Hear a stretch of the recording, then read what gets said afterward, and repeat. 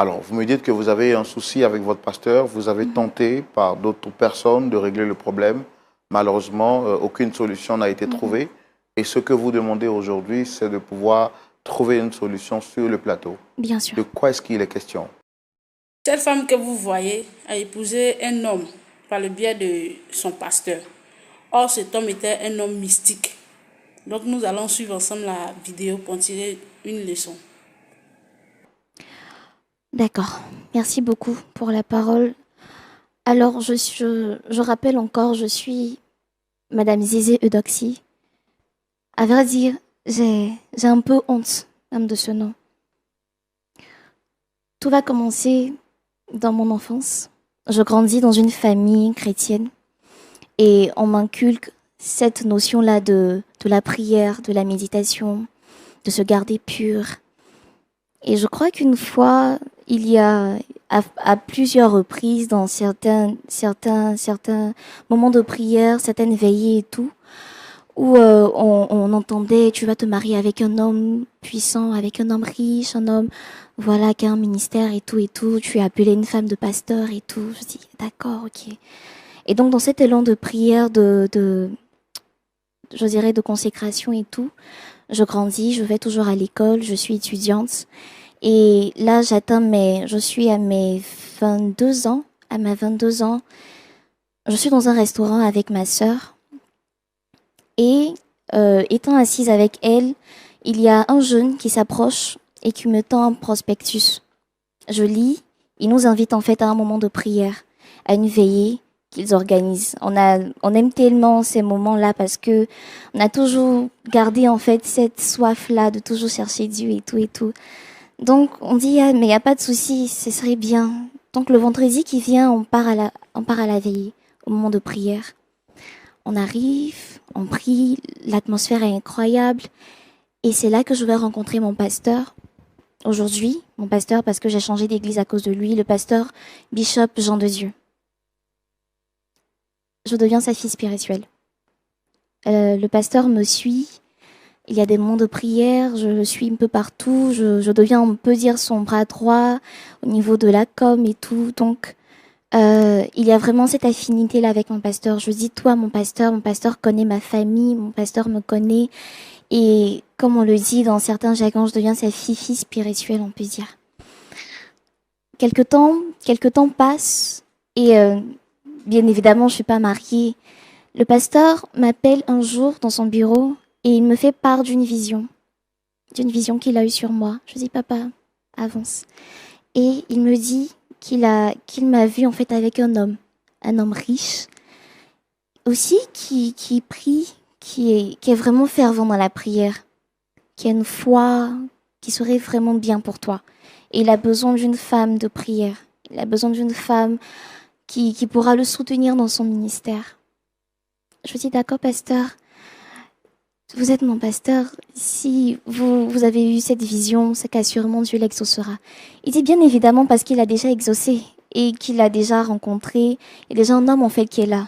Un homme de prière. Il dit qu'il a beaucoup d'argent, mais qu'il est vraiment assis dans la foi. Qu'il a besoin d'une femme de prière, une femme de feu. Je dis d'accord. Si c'est mon pasteur, si c'est lui qui l'a dit, c'est qu'il n'y a pas de souci. Et donc, je rencontre ce monsieur, mais je ne suis pas convaincue au départ. J'ai cette réticence-là, je ne suis pas vraiment convaincue. Le courant ne passe pas tout de suite. Le courant ne passe pas tout de suite. Il a une onde qui ne me plaît pas, à vrai dire. Donc, je pars voir le pasteur, je dis, pasteur, c'est vrai, tu m'as parlé, c'est un homme, c'est un bon homme, assurément fervent priant et tout, mais je ne le sens pas, franchement. Il me dit, non, ma fille, ne t'inquiète pas, c'est peut-être l'apparence, il voyage beaucoup. Je dis, d'accord, pasteur, mais je ne le sens pas, non. Je veux prendre un temps de prière, je ne le sens pas. Et donc, le temps passe, 1 mois, 2 mois, et je dirais, après insistance, le pasteur m'a convaincue. Là, on sera peut-être dans 6 mois. 6 mois après, j'ai accepté. J'ai accepté l'avance du pasteur, l'avance du monsieur en question. Et là, maintenant... Vous l'avez accepté par amour ou par reconnaissance pour votre père spirituel? Je dirais par reconnaissance pour mon père spirituel. parce qu'il n'y a vraiment pas le courant qui passait. Et là, maintenant, il fallait aller voir mes parents. Parce que les connaissants, je savais qu'ils n'allaient pas être trop d'accord.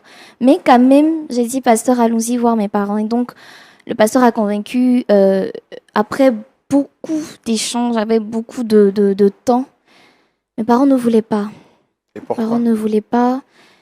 Eux aussi, pareil. Ils ne sentaient pas l'atmosphère, ils ne sentaient pas. Et après insistance, comme je l'ai dit, ils ont fini par accepter. Et par reconnaissance Mais avec vous ne le pensez pasteur. pas que vous étiez trop jeune pour aller au mariage? Oui, il y a ça aussi. Il y a ça aussi parce qu'ils voulaient surtout que je finisse mes études. Mais vu que j'étais très proche de mon père, du moment que ça venait de moi, il pouvait accepter et tout et tout. Il y avait vraiment ce fait-là aussi qui marquait parce que j'étais jeune. Et là, j'étais en licence 2. Licence 2, je n'avais pas encore fini. J'étais en plein cursus même d'ailleurs. Et donc, ils acceptent. Ils acceptent. Donc, Après, malgré, au départ, vous n'étiez pas consentante, Mhm, sur insistance de votre pasteur, vous mhm, finissez par accepter. mhm. Vous allez maintenant franchir la barrière de la volonté de vos parents. Vous Effectivement. allez les voir. Eux également vont poser résistance. Premièrement, parce qu'ils ne Mhm. ressentaient pas la chose. Et deuxièmement, parce qu'ils estimaient que vous deviez terminer vos études. Effectivement. Et malgré ça, j'étais toujours en prière. À vrai dire, j'étais toujours en prière. L'homme en question, je ne le sentais vraiment pas. Mais par reconnaissance pour mon pasteur, j'ai accepté. Et le mariage va se faire. J'ai 22 ans. Pour mes parents, j'étais toujours jeune. Je devais terminer mes études. Mais on a entamé quand même le mariage. Et mon mari, qui est devenu après mon mari,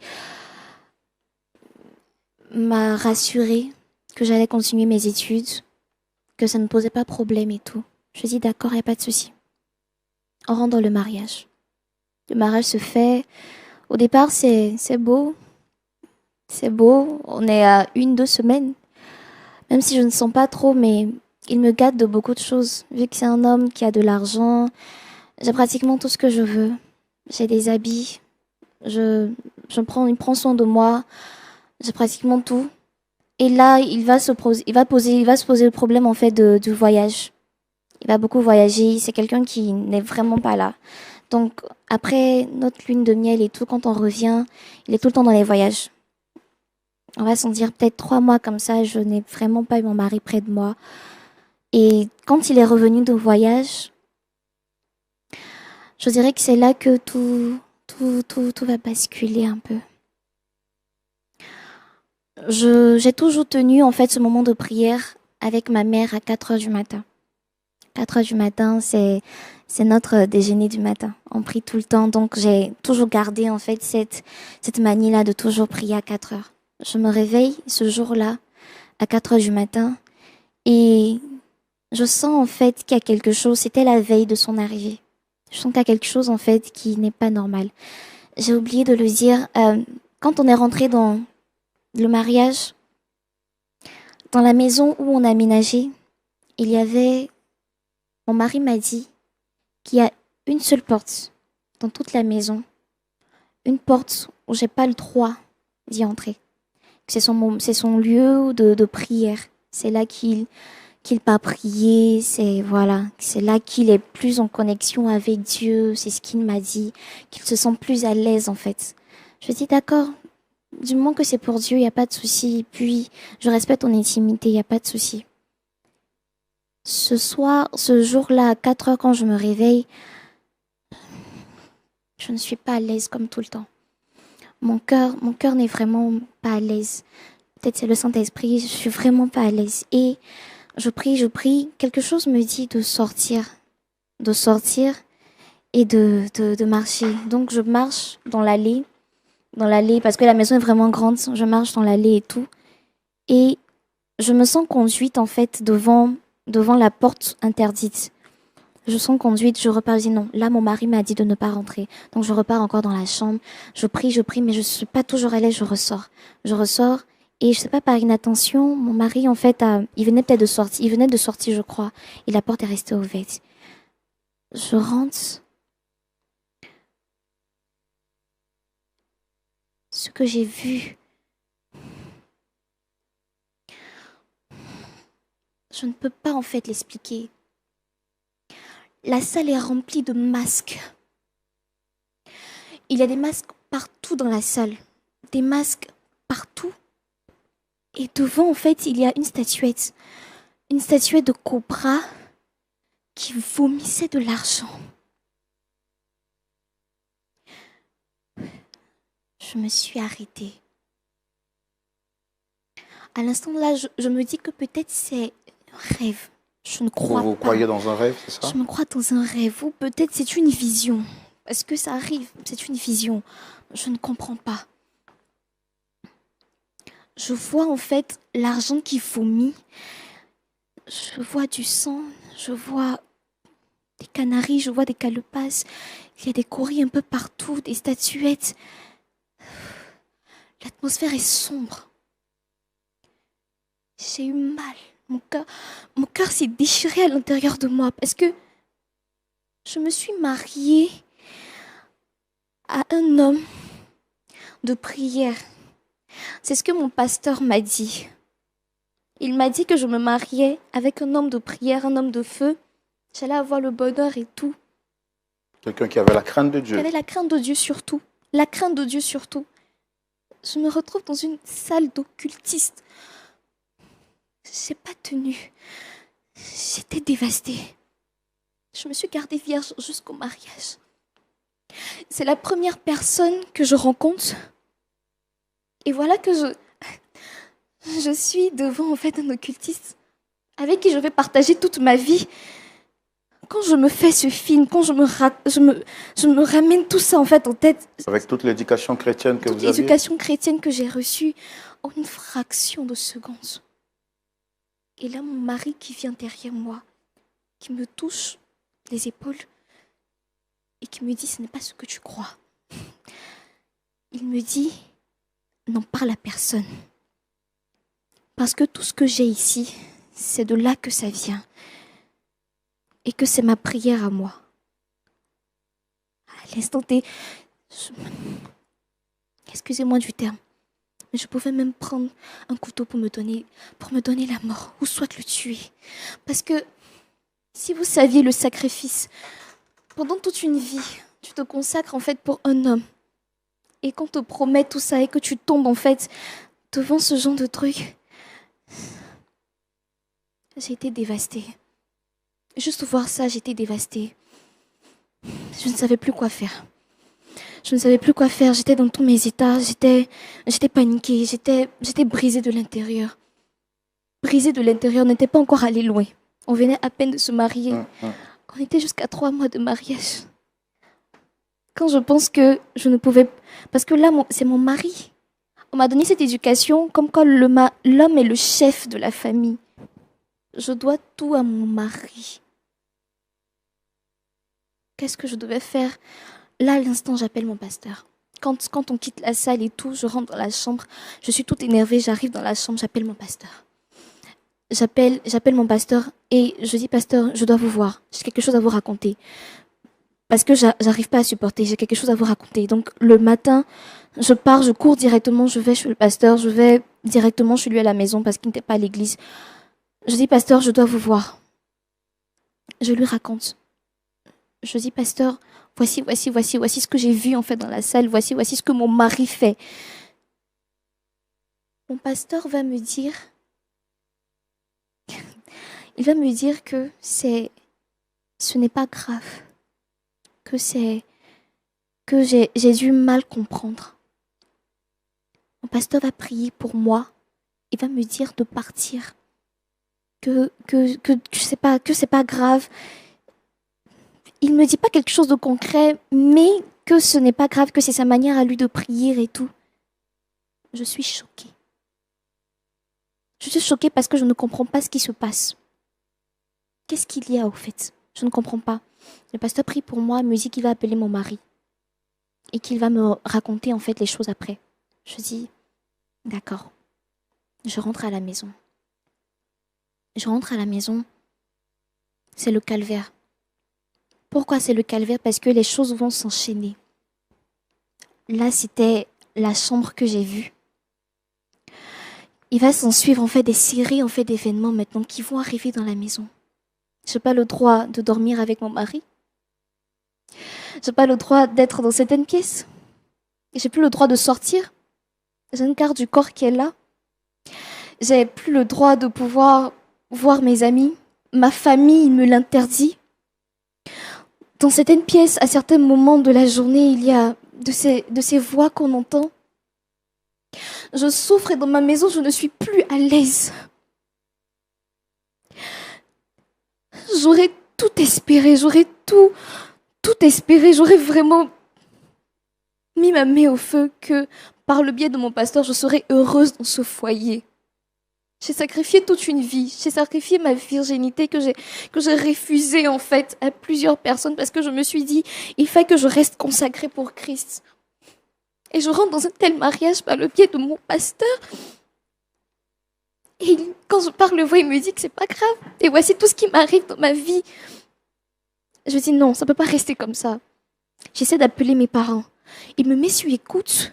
Parce que vu qu'il voyage, il me met sur surveillance. J'arrive plus à sortir, j'ai plus de vie. Vous êtes comme une prisonnière Je suis une prisonnière en fait dans ma maison. Je dis ça ne peut pas continuer comme ça, non, je suis désolée. Donc j'essaie de trouver des stratégies. Quand je sors peut-être pour aller, parce que si je dois sortir, je dois être accompagnée du chauffeur, de mon garde du corps et tout. J'ai essayé de tenter par plusieurs moyens de pouvoir approcher des personnes et tout et tout.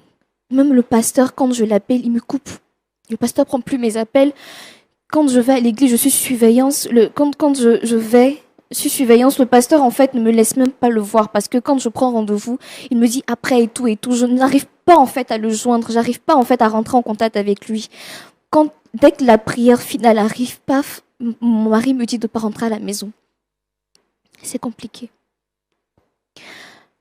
Il va survenir en fait une de mes amies qui, tant bien que mal, a senti aussi parce qu'on a grandi ensemble, elle a senti que quelque chose aussi n'allait pas.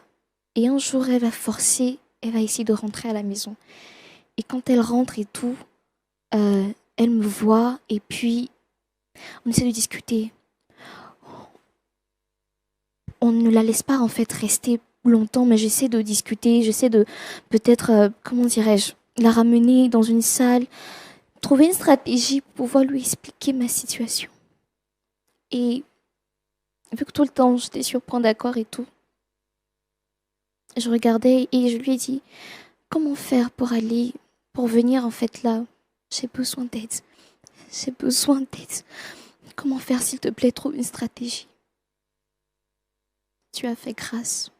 Je n'expliquerai pas franchement comment j'ai fait. Aujourd'hui, je suis là. J'ai convoqué mon pasteur. J'ai besoin d'aide. Et tout ce que je veux, je sais que le divorce n'est pas permis dans le mariage, c'est écrit dans la Bible. Mais je ne veux plus vivre ça. Je suis à la moitié de l'année, je ne peux plus supporter. Je ne sais pas si je vais mourir ou pas, mais je ne peux plus supporter.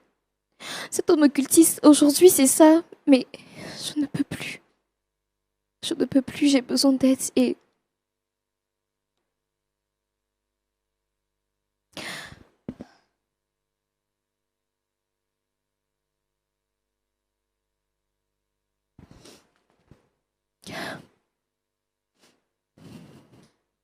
C'est un peu ça.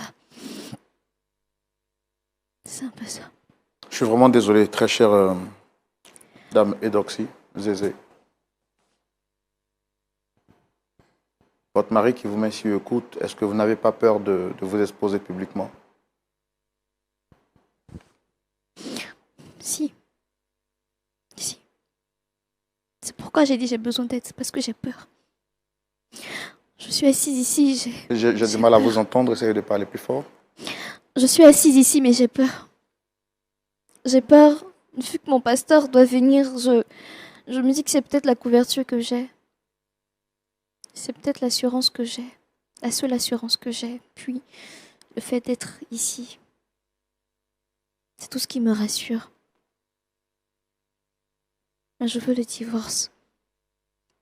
Je ne peux plus continuer avec ça. Je ne peux plus continuer cette vie-là. Je ne peux plus.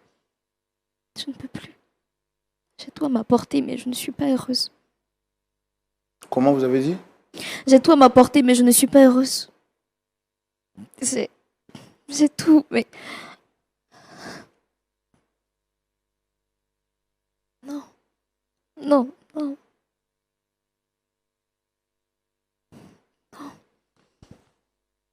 D'accord. Merci de vous être confié à nous. Pasteur Tchoumou. Oui, Roland. Tout ce qui brille n'est pas forcément de l'or. Dame Zézé s'est gardée jeune, pure. Elle s'est promise de ne connaître aucun homme. Elle s'est dit, dans sa foi chrétienne, selon qu'elle a reçu, depuis sa tendre enfance, elle s'est dit que la première personne à qui elle se donnerait deviendrait son mari. Par le biais de son pasteur, elle fait la rencontre d'un jeune frère, bien nanti, que son pasteur lui propose pour époux, lui disant qu'il est un homme de foi. Et elle, en croyant donc à la parole de son pasteur, au départ, elle refuse, mais elle finit par accepter après plusieurs interpellations de son pasteur, qui est donc son père spirituel. Elle se marie avec ce dernier pour ensuite découvrir que celui qu'elle croyait être un chrétien est un pratiquant mystique d'un certain niveau. Fatiguée, ayant l'apparence d'une femme heureuse, elle nous fait comprendre sur ce plateau qu'elle vit l'enfer. Elle n'a plus le droit de coucher avec son mari, elle n'a plus le droit à certaines pièces de la maison, et même à une certaine heure de la nuit, elle entend des bruits un peu partout. Son mari la met sur surveillance pour s'assurer que le secret soit gardé. Alors elle se tourne vers celui qui est son dernier espoir, le pasteur qui lui dit « accepte ». C'est une manière peut-être de prier, c'est à croire. Et chaque fois qu'elle veut rentrer en contact avec son pasteur, depuis la découverte de l'information, ben, il la tourne en bourrique. On a tout fait pour entrer en contact avec son pasteur. On va l'inviter sur ce plateau pour aussi entendre sa version. On le reçoit? Oui, bien sûr. Merci, très cher public, de recevoir le pasteur Jean de Dieu, que nous recevons sous vos applaudissements.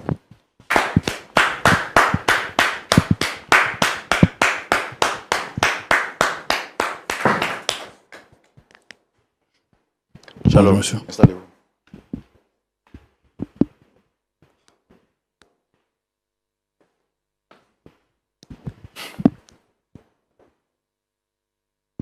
Shalom, pasteur. Shalom. Bon. Merci d'avoir répondu à mon appel. Je suis le frère Roland. Ici, vous avez le pasteur Tchoumou. Et vous êtes à l'émission Point d'accord. En tout cas, ça fait quelques années que j'anime cette émission.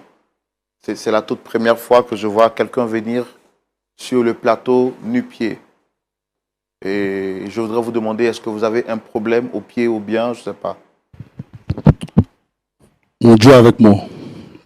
Dieu a dit à Moïse dans la Bible, partout où tu fouleras le pied, c'est un endroit saint. Et pour cela, partout où je passe, ici sont chaussures. Attendez, je ne comprends pas. Dieu a dit à Moïse, partout où tu fouleras les pieds, c'est un lieu saint. Et donc pour vous également, partout où vous partez, vous suivez ces prescriptions de Moïse. Oui, parce que c'est mon Dieu qui est avec moi. D'accord. Donc vous êtes sans chaussures. Oui, frère. Ok. Bon. Moi, je respecte ça. Je n'ai pas à vous juger par rapport à ce que vous dites. Mon rôle, c'est de poser des questions. Tout à l'heure, une personne plus habilitée à la lumière de la Bible pourra intervenir sur cette question. Alors, okay. Vous avez été sollicité par cette dame en face de moi, dame Zézé Edoxy. Comme je le fais pour toutes les personnes sur le plateau, je voudrais vous demander, est-ce que vous la reconnaissez? Oui, c'est mon enfant. C'est ma fille spirituelle, ma bien-aimée. C'est depuis combien de temps que vous la connaissez? Maintenant, 5 ans. 5 ans, c'est ma fille. C'est l'une de mes meilleures filles. Est-ce que tout va bien entre vous et votre fille? Tout va bien, tout va bien. Seulement que ces 2 dernières semaines, j'étais en connexion spirituelle avec mon Dieu, que je rejetais ses appels. Sinon, tout va bien. Non, donc, quand vous êtes en connexion spirituelle avec votre Dieu, vous ne parlez plus à vos fidèles? Non, non. Je suis connecté avec mon Dieu, pas de dérangement. Mon Dieu, c'est mon Dieu. D'accord. Donc, vous dites que tout va bien. Tout va bien. Bon, pourtant, ce n'est pas ce qu'elle nous a fait comprendre sur ce plateau. Et je pense qu'elle est là. On va quand même lui donner la parole pour nous dire ce pourquoi elle vous a fait venir. Fille, t'écoute. Bonjour, pasteur. Bonjour, ma fille.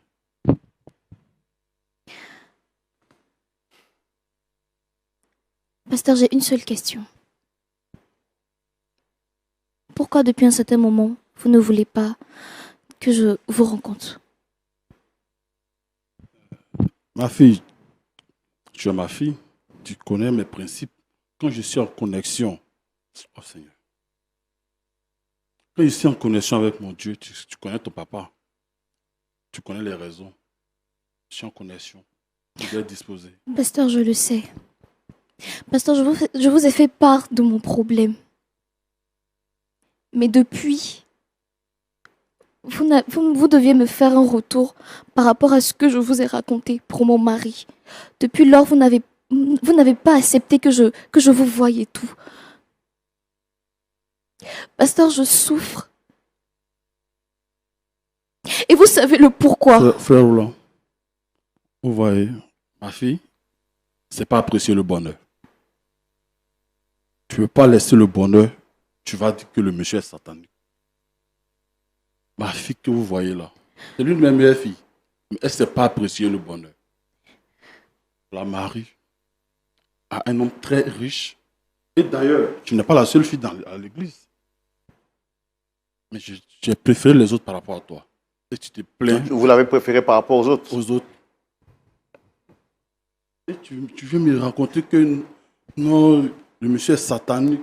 Ma fille, tu vois, la spiritualité, ce n'est pas un truc de bonjour, bonsoir. Non.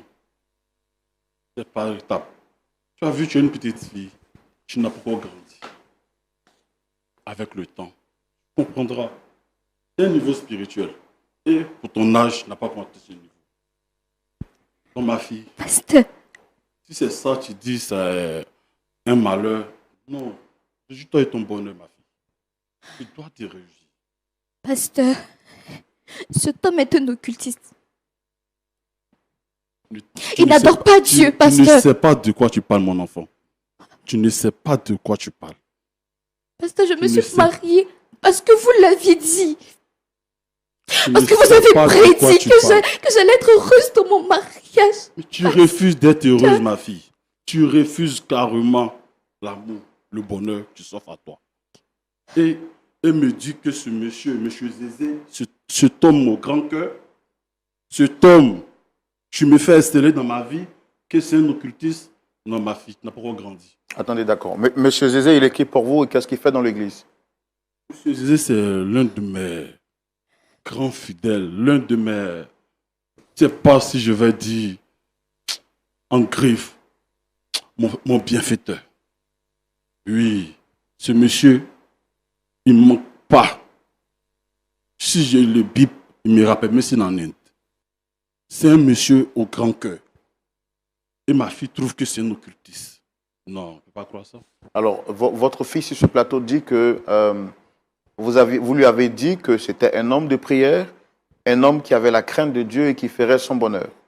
Aujourd'hui, elle découvre dans le foyer, elle a surpris ce dernier en train de faire des incantations devant une statuette qui lui vomissait de l'argent. Et vous, en tant que pasteur, vous lui avez dit que ce sont des choses qui pourraient s'améliorer.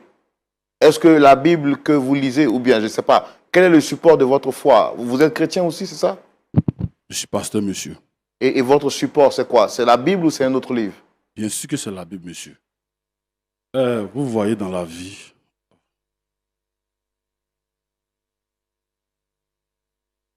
merci papa. Vous voyez dans la vie, tout n'est pas comme nous le voyons. Ce monsieur, il a peut-être une chambre chez lui où il s'est arrêté pour prier. Mais cela ne veut pas dire que c'est un occultiste. Moi, j'ai une pièce dans ma maison où je m'arrêtais pour prier. Et ma femme ne se plaint pas. Pas ma fille. Mais écoutez, elle dit qu'elle a vu ce monsieur en train de faire des incantations devant une statuette qui lui vomissait de l'argent. Depuis ce jour, le monsieur la garde privée pour ne pas qu'elle le puisse dire à qui que ce soit. Elle est surveillée, elle est privée d'aisance, de liberté, elle est privée de son droit même de parler à certains membres de sa famille. Et vous, en tant que pasteur, qu'est-ce que vous dites de ça? Ma fille, tu as l'argent, non? Tu as l'argent? Pasteur, qu'est-ce que c'est l'argent? Tes voitures. Mais elle cherche quoi dehors? Attends, moi, si le monsieur a bien fait, peut-être c'est sa femme, il veut pas qu'elle se promène. Et ma fille, elle n'a pas un niveau, une grande vision de la vie. Si elle atteint le niveau de la spiritualité comme son mari, je pense qu'elle verra que ce n'est pas de l'occultisme. C'est quoi pour vous la spiritualité, monsieur? La spiritualité, monsieur, comme on le dit, c'est...